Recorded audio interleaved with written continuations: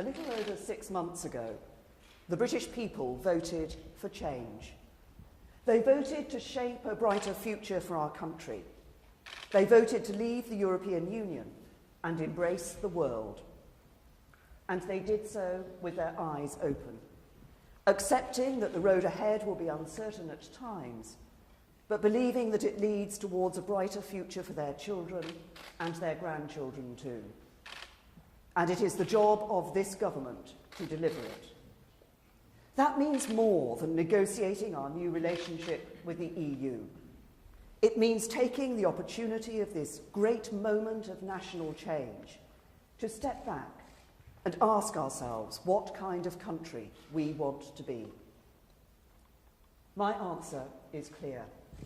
I want this United Kingdom to emerge from this period of change stronger, fairer, more united, and more outward-looking than ever before. I want us to be a secure, prosperous, tolerant country, a magnet for international talent, and a home to the pioneers and innovators who will shape the world ahead.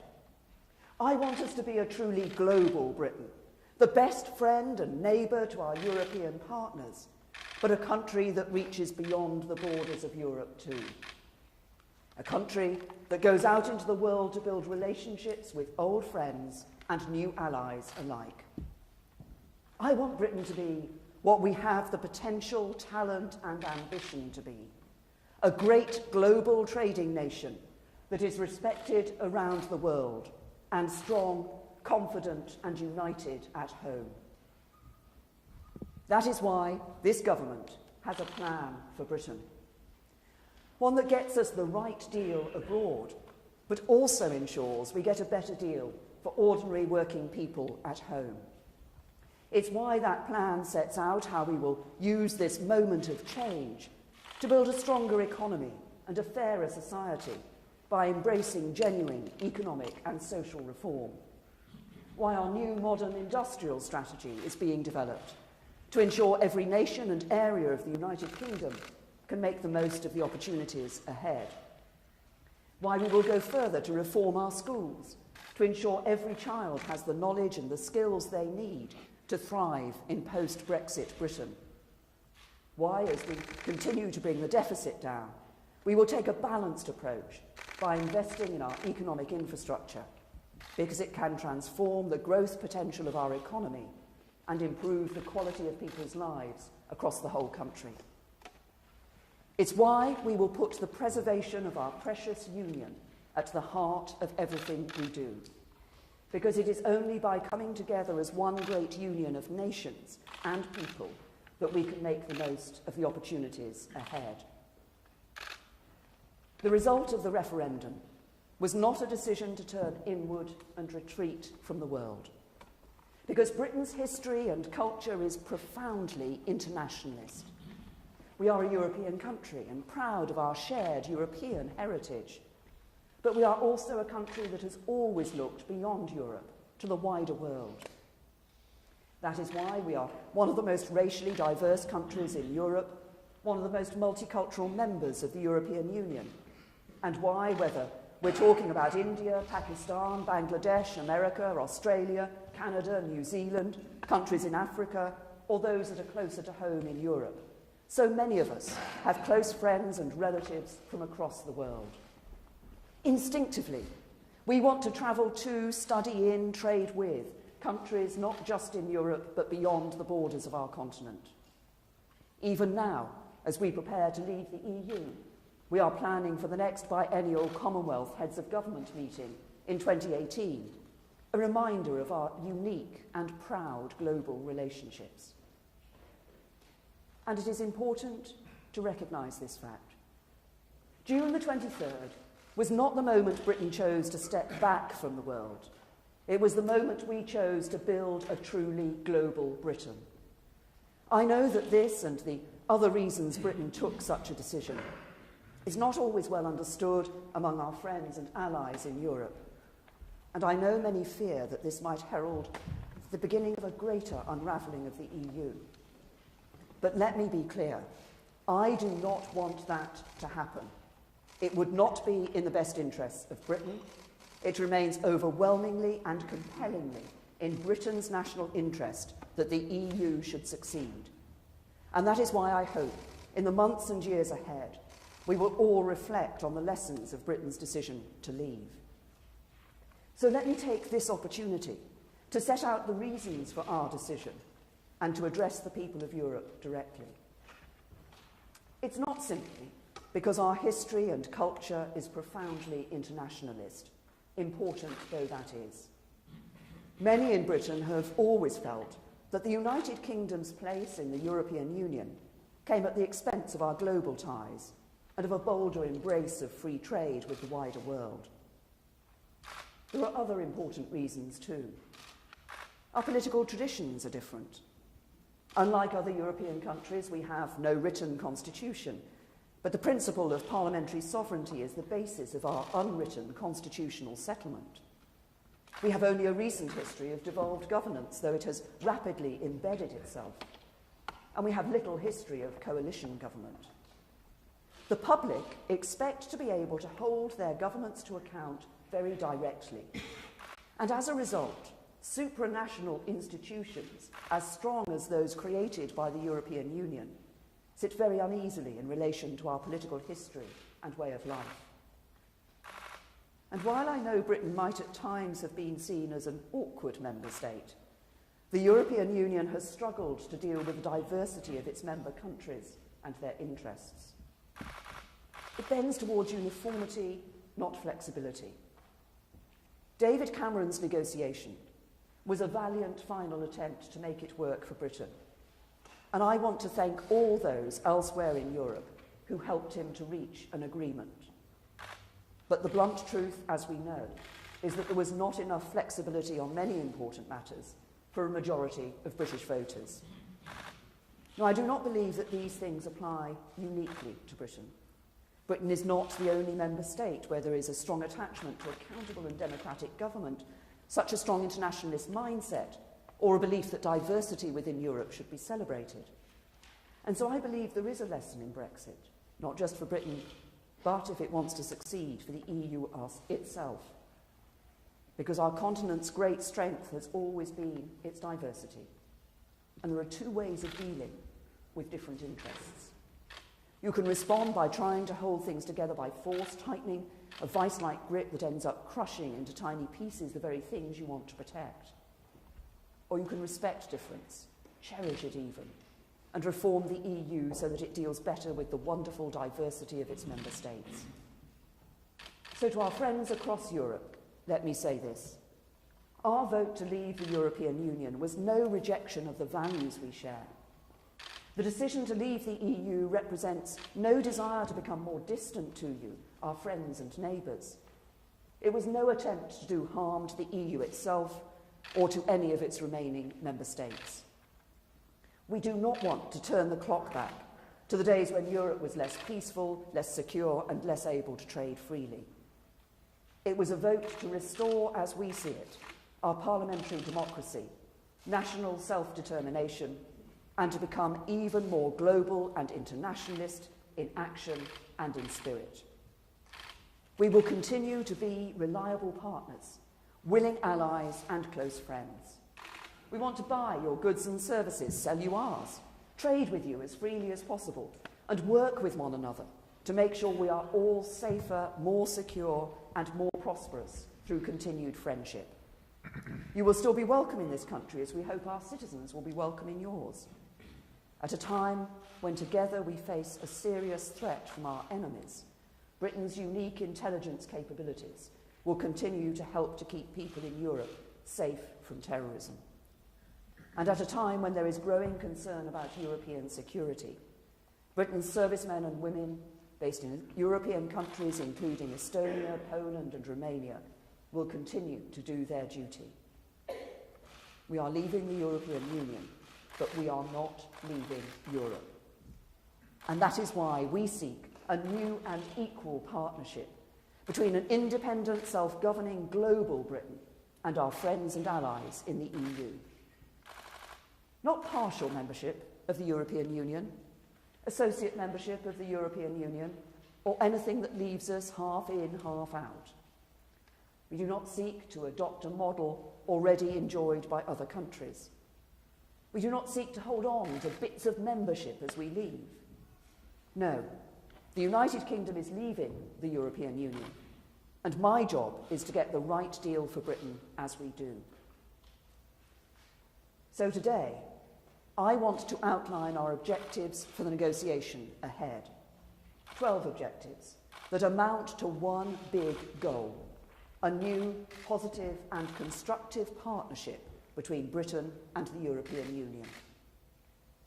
And as we negotiate that partnership, we will be driven by some simple principles. We will provide as much certainty and clarity as we can at every stage. And we will take this opportunity to make Britain stronger, to make Britain fairer, and to build a more global Britain too. The first objective is crucial. We will provide certainty whenever we can. We are about to enter a negotiation. That means there will be give and take. There will have to be compromises. It will require imagination on both sides. And not everybody will be able to know everything at every stage. But I recognise how important it is to provide business, the public sector, and everybody with as much certainty as possible as we move through the process. So where we can offer that certainty, we will do so. That is why last year we acted quickly to give clarity about farm payments and university funding. And it is why, as we repeal the European Communities Act, we will convert the acquis, the body of existing EU law, into British law. This will give the country maximum certainty as we leave the EU. The same rules and laws will apply on the day after Brexit as they did before. And it will be for the British Parliament to decide on any changes to that law after full scrutiny and proper parliamentary debate. And when it comes to Parliament, there is one other way in which I would like to provide certainty. I can confirm today that the government will put the final deal that is agreed between the UK and the EU to a vote in both Houses of Parliament before it comes into force. Our second guiding principle is to build a stronger Britain. That means taking control of our own affairs, as those who voted in their millions to leave the European Union demanded we must. So we will take back control of our laws and bring an end to the jurisdiction of the European Court of Justice in Britain. Leaving the European Union will mean that our laws will be made in Westminster, Edinburgh, Cardiff and Belfast. And those laws will be interpreted by judges not in Luxembourg, but in courts across this country. Because we will not have truly left the European Union if we are not in control of our own laws. A stronger Britain demands that we do something else. Strengthen the precious union between the four nations of the United Kingdom. At this momentous time, it is more important than ever that we face the future together, united by what makes us strong, the bonds that unite us as a people, and our shared interest in the UK being an open, successful trading nation in the future. And I hope that same spirit of unity will imply in Northern Ireland in particular over the coming months in the Assembly elections. And the main parties there will work together to re-establish a partnership government as soon as possible. Foreign affairs are, of course, the responsibility of the UK government, and in dealing with them, we act in the interests of all parts of the United Kingdom. As Prime Minister, I take that responsibility seriously. I've also been determined from the start that the devolved administration should be fully engaged in this process. That's why the government has set up a joint ministerial committee on EU negotiations, so ministers from each of the UK's devolved administrations can contribute to the process of planning for our departure from the European Union. We've already received a paper from the Scottish Government and look forward to receiving a paper from the Welsh Government shortly. Both papers will be considered as part of this important process. We won't agree on everything, but I look forward to working with the administrations in Scotland, Wales and Northern Ireland to deliver a Brexit that works for the whole of the United Kingdom. Part of that will mean working very carefully to ensure that as powers are repatriated from Brussels back to Britain, the right powers are returned to Westminster and the right powers are passed to the devolved administrations of Scotland, Wales and Northern Ireland. As we do so, our guiding principle must be to ensure that as we leave the European Union, no new barriers to living and doing business within our own union are created.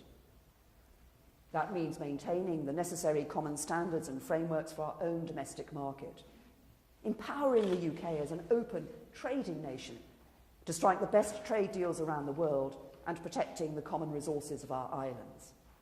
And as we do this, I should equally be clear that no decisions currently taken by the devolved administrations will be removed from them. We cannot forget that as we leave, the United Kingdom will share a land border with the EU, and maintaining that common travel area with the Republic of Ireland will be an important priority for the UK in the talks ahead. There has been a common travel area between the UK and the Republic of Ireland for many years. Indeed, it was formed before either of our two countries were members of the European Union. And the family ties and bonds of affection that unite our two countries mean that there will always be a special relationship between us. So we will work to deliver a practical solution that allows the maintenance of the common travel area with the Republic while protecting the integrity of the United Kingdom's immigration system. Nobody wants to return to the borders of the past, so we will make it a priority to deliver a practical solution as soon as we can. The third principle is to build a fairer Britain. That means ensuring it is fair to everyone who lives and works in this country. And that is why we will ensure we can control immigration to Britain from Europe. We will continue to attract the brightest and the best to work or study in Britain.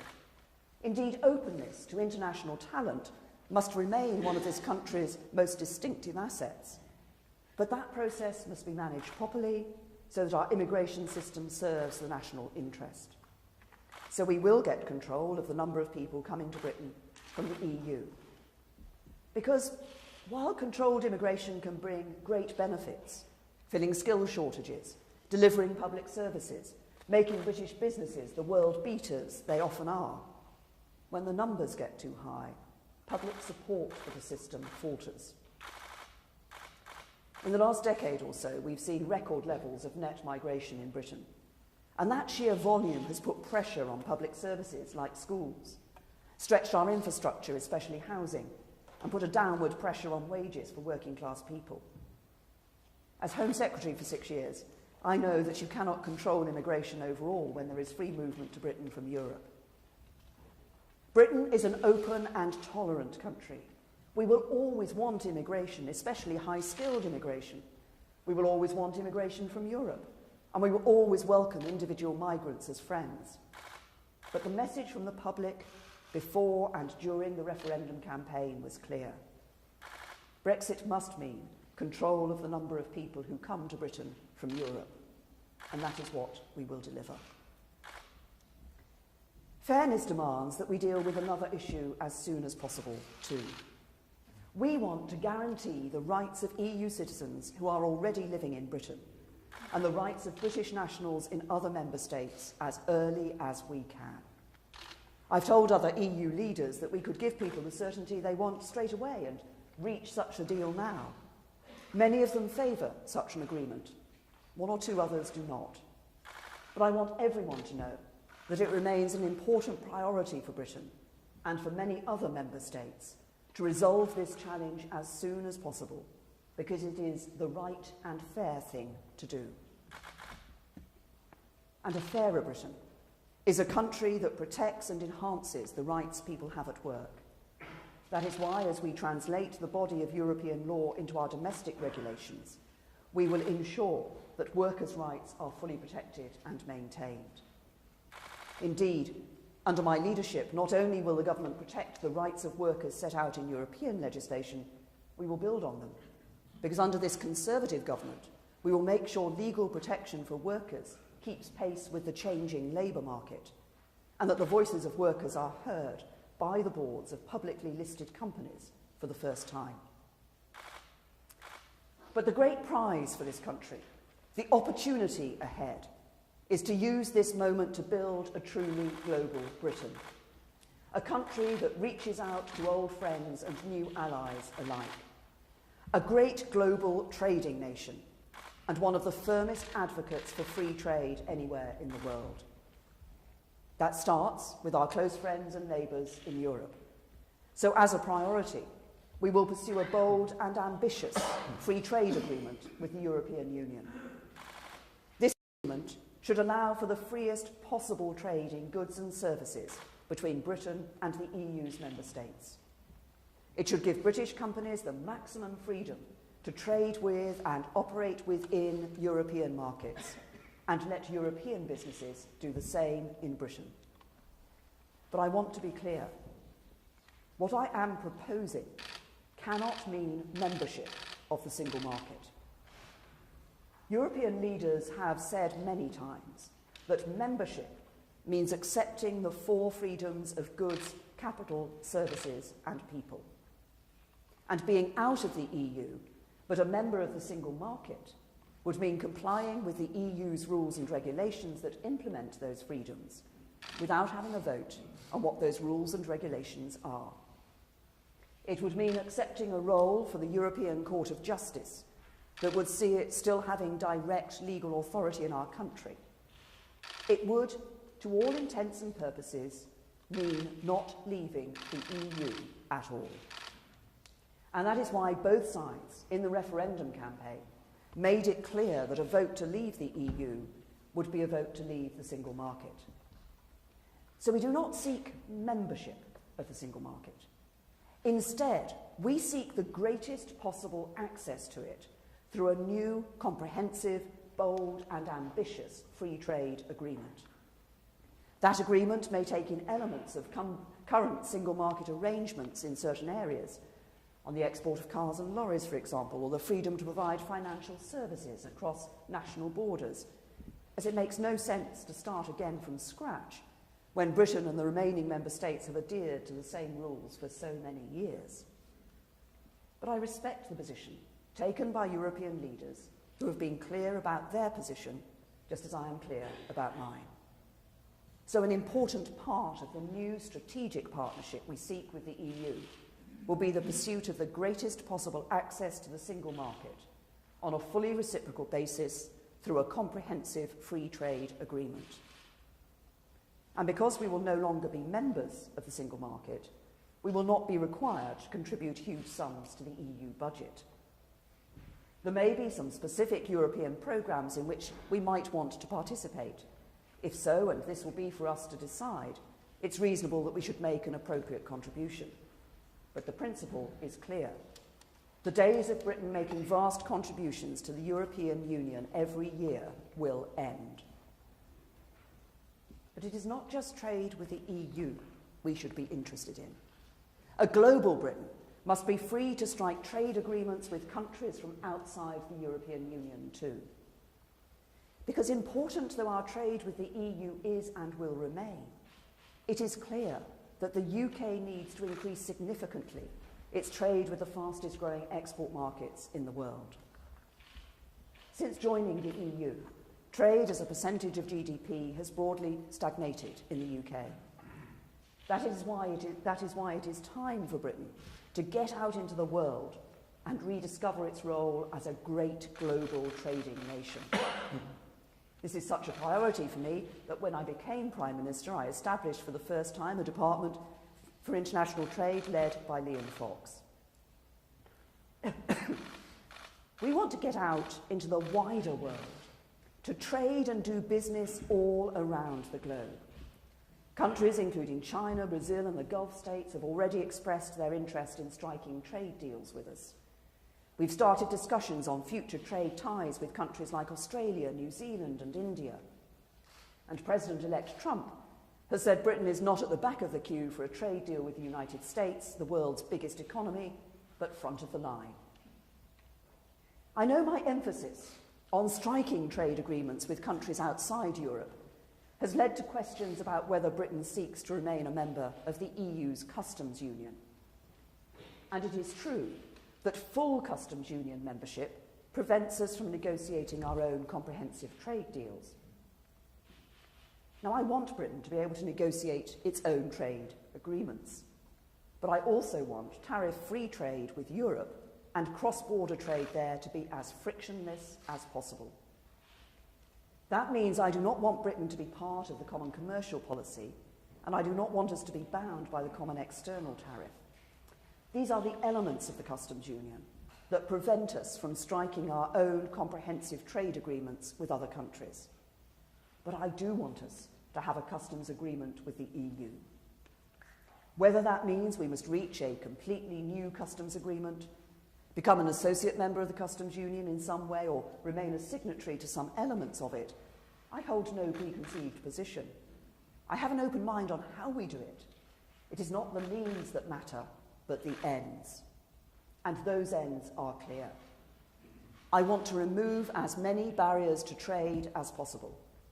And I want Britain to be free to establish our own tariff schedules at the World Trade Organization, meaning we can reach new trade agreements, not just with the EU, but with old friends and new allies from outside Europe too.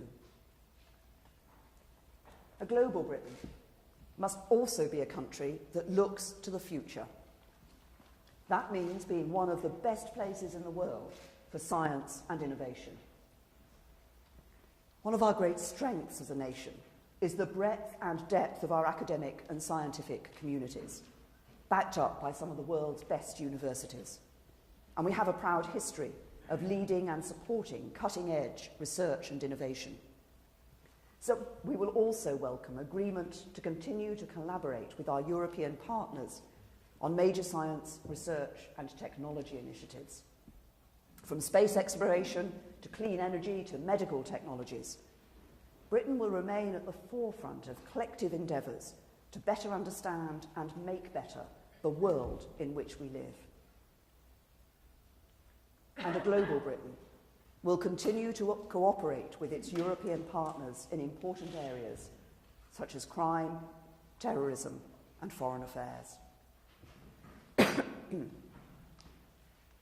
All of us in Europe face the challenge of cross-border crime, a deadly terrorist threat, and the dangers presented by hostile states. All of us share interests and values in common, values we want to see projected around the world. With the threats to our common security becoming more serious, our response cannot be to cooperate with one another less, but to work together more. I therefore want our future relationship with the European Union to include practical arrangements on matters of law enforcement and the sharing of intelligence material with our EU allies. I'm proud of the role Britain has played and will continue to play in promoting Europe's security. Britain has led Europe on the measures needed to keep our continent secure, whether it's implementing sanctions against Russia following its action in Crimea, working for peace and stability in the Balkans, or securing Europe's external border. We will continue to work closely with our European allies in foreign and defence policy, even as we leave the EU itself. These are our objectives for the negotiation ahead, objectives that will help to realise our ambition of shaping that stronger, fairer global Britain that we want to see. They are the basis for a new, strong, constructive partnership with the European Union, a partnership of friends and allies, of interests and values, a partnership for a strong EU and a strong UK. But there is one further objective we are setting. For as I have said before, it is in no one's interests for there to be a cliff edge for business or a threat to stability as we change from our existing relationship to a new partnership with the EU. By this, I do not mean that we will seek some form of unlimited transitional status in which we find ourselves stuck forever in some kind of permanent political purgatory. That would not be good for Britain, but nor do I believe it will be good for the EU. Instead, I want us to have reached an agreement about our future partnership by the time the 2-year Article 50 process has concluded. From that point onwards, we believed a phased process of implementation in which both Britain and the EU institutions and member states prepare for the new arrangements that will exist between us will be in our mutual self-interest. This will give businesses enough time to plan and prepare for those new arrangements. This might be about our immigration controls, customs systems, or the way in which we cooperate on criminal justice matters. Or it might be about the future legal and regulatory framework for financial services. For each issue, the time we need to phase in the new arrangements may differ. Some might be introduced very quickly, some might take longer. And the interim arrangements we rely on are likely to be a matter of negotiation. But the purpose is clear. We will seek to avoid a disruptive cliff edge, and we will do everything we can to phase in the new arrangements we require as Britain and the EU move towards our new partnership. So these are the objectives we have set. Certainty wherever possible, control of our own laws, strengthening the United Kingdom, maintaining the common travel area with Ireland, control of immigration, rights for EU nationals in Britain and British nationals in the EU, enhancing rights for workers, free trade with European markets, new trade agreements with other countries, a leading role in science and innovation, cooperation on crime, terrorism and foreign affairs, and a phased approach delivering a smooth and orderly Brexit. This is the framework of a deal that will herald a new partnership between the UK and the EU. It is a comprehensive and carefully considered plan that focuses on the ends, not just the means, with its eyes fixed firmly on the future and on the kind of country we will be once we leave.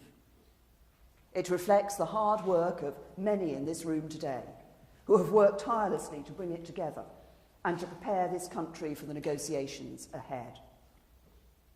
And it will, I know, be debated and discussed at length. That is only right. But those who urge us to reveal more, such as the blow-by-blow details of our negotiating strategy, the areas in which we might compromise, the places where we think there are potential trade-offs, will not be acting in the national interest. Because this is not a game or a time for opposition's sake. It is a crucial and sensitive negotiation that will define the interests and the success of our country for many years to come. And it is vital that we maintain our discipline. That is why I've said before and will continue to say that every stray word and every hyped-up media report is going to make it harder for us to get the right deal for Britain. Our opposite numbers in the European Commission know it, which is why they are keeping their discipline. The ministers in government know it, which is why we will also maintain ours. So however frustrating some people find it, the government will not be pressured into saying more than I believe it is in our national interest to say. Because it's not my job to fill column inches with daily updates, but to get the right deal for Britain. And that is what I intend to do. I am confident that a deal and a new strategic partnership between the UK and the EU can be achieved. This is firstly because, having held conversations with almost every leader from every single EU member state, having spent time talking to the senior figures from the European institutions, including President Tusk, President Juncker and President Schulz, and after my cabinet colleagues David Davis, Philip Hammond, Boris Johnson have done the same with their interlocutors, I am confident that the vast majority want a positive relationship between the UK and the EU after Brexit. And I am confident that the objectives I am setting out today are consistent with the needs of the EU and its member states. That's why our objectives include a proposed free trade agreement between Britain and the European Union and explicitly rule out membership of the EU's single market. Because when the EU's leaders say they believe the four freedoms of the single market are indivisible, we respect that position. When the 27 member states say they want to continue their journey inside the European Union, we not only respect that fact, but support it.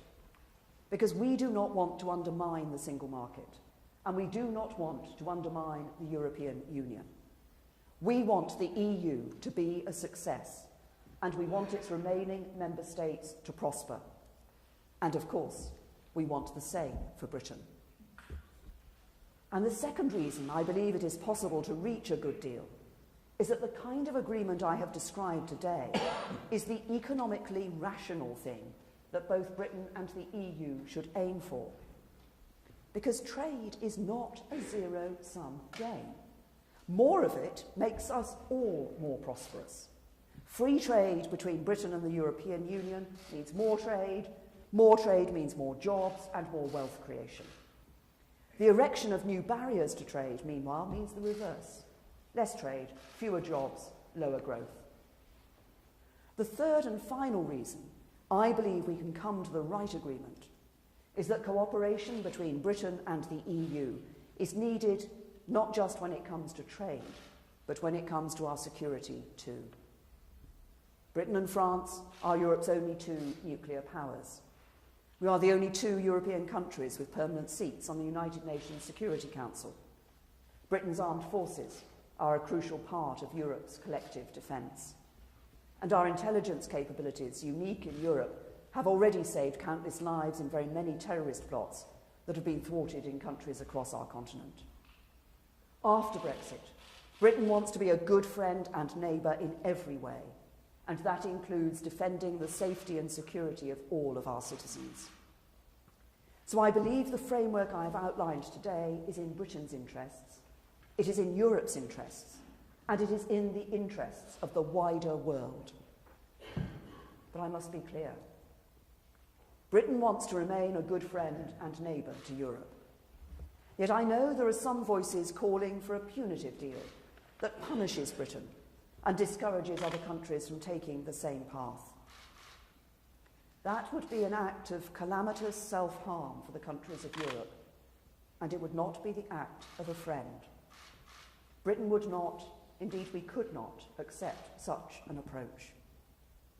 And while I am confident that this scenario need never arise, while I am sure a positive agreement can be reached, I am equally clear that no deal for Britain is better than a bad deal for Britain. Because we would still be able to trade with Europe. We would still be free to strike trade deals across the world, and we would have the freedom to set the competitive tax rates and embrace the policies that would attract the world's best companies and biggest investors to Britain. And if we were excluded from accessing the single market, we would be free to change the basis of Britain's economic model. But for the EU, it would mean new barriers to trade with one of the biggest economies in the world. It would jeopardise investments in Britain by EU companies worth more than £500 billion. It would mean a loss of access for European firms to the financial services of the City of London. It would risk exports from the EU to Britain worth around £290 billion every year. And it would disrupt the sophisticated and integrated supply chains upon which many EU companies rely. Important sectors of the EU economy would also suffer. We're a crucial, profitable export market for Europe's automotive industry, as well as sectors including energy, food and drink, chemicals, pharmaceuticals and agriculture. These sectors employ millions of people around Europe. And I don't believe that the EU's leaders will seriously tell German exporters, French farmers, Spanish fishermen, the young unemployed of the Eurozone, and millions of others that they want to make them poorer just to punish Britain and make a political point. For all these reasons, and because of our shared values and the spirit of goodwill that exists on both sides, I am confident that we will follow a better path. I am confident that a positive agreement can be reached. It's right that the government should prepare for every eventuality, but to do so in the knowledge that a constructive and optimistic approach to the negotiations to come is in the best interests of Europe and the best interests of Britain. We do not approach these negotiations expecting failure, but anticipating success, because we are a great global nation with so much to offer Europe and so much to offer the world. One of the world's largest and strongest economies, with the finest intelligence services, the bravest armed forces, the most effective hard and soft power, and friendships, partnerships and alliances in every continent. And another thing that's important, the essential ingredient of our success, the strength and support of 65 million people willing us to make it happen. Because after all the division and discord, the country is coming together. The referendum was divisive at times, and those divisions have taken time to heal. But one of the reasons that Britain's democracy has been such a success for so many years is that the strength of our identity as one nation, the respect we show to one another as fellow citizens, and the importance we attach to our institutions means that when a vote has been held, we all respect the result. The victors have the responsibility to act magnanimously. The losers have the responsibility to respect the legitimacy of the outcome, and the country comes together. And that is what we are seeing today. Business isn't calling to reverse the result, but planning to make a success of it. The House of Commons has voted overwhelmingly for us to get on with it. And the overwhelming majority of people, however they voted, want us to get on with it too. So that is what we will do. Not merely forming a new partnership with Europe, but building a stronger, fairer, more global Britain too. And let that be the legacy of our time, the prize towards which we work, the destination at which we arrive once the negotiation is done. And let us not do it for ourselves, but for those who follow, for the country's children and grandchildren too.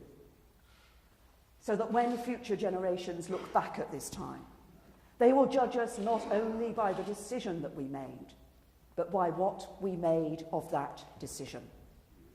They will see that we shaped them a brighter future. They will know that we built them a better Britain. Thank you.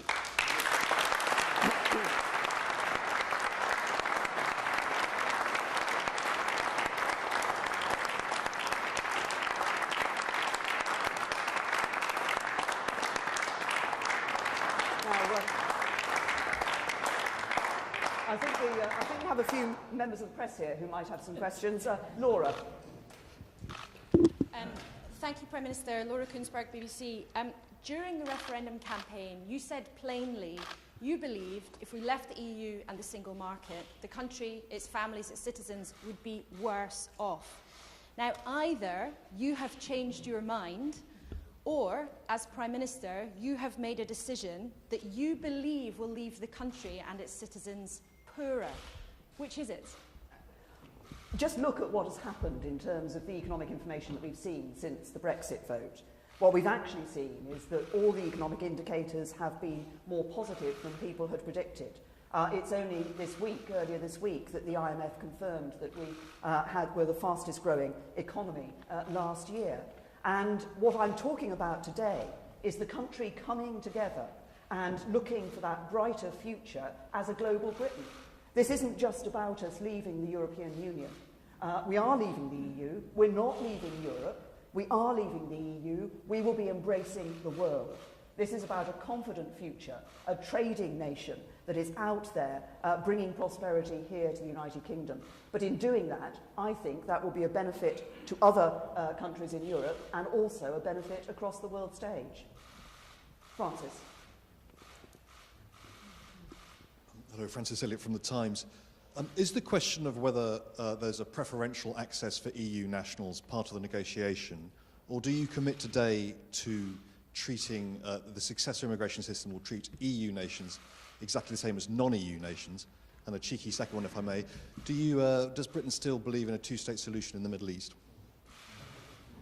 I'm very happy to answer the second one very easily. Yes, we do continue to believe in this two-state solution in the Middle East, and that is everything that we will be working for, we have been, and we will continue to work for. On the immigration issue, I've set out clearly we want to control our immigration to the UK from the EU. The Home Office is working on the various ways in which that could be achieved, but I've also set out clearly today that we do recognise the importance of us welcoming people to come here into the UK. We want to welcome the brightest and the best. We know the benefits that can bring. We recognise the value of the contribution that has been made by people from the European Union who've come here to the UK in the past and are still here. But we will set our immigration rules according to the objectives that I've set out. Now, is there anybody from the European press? I think Le Figaro here. From Le Figaro from France.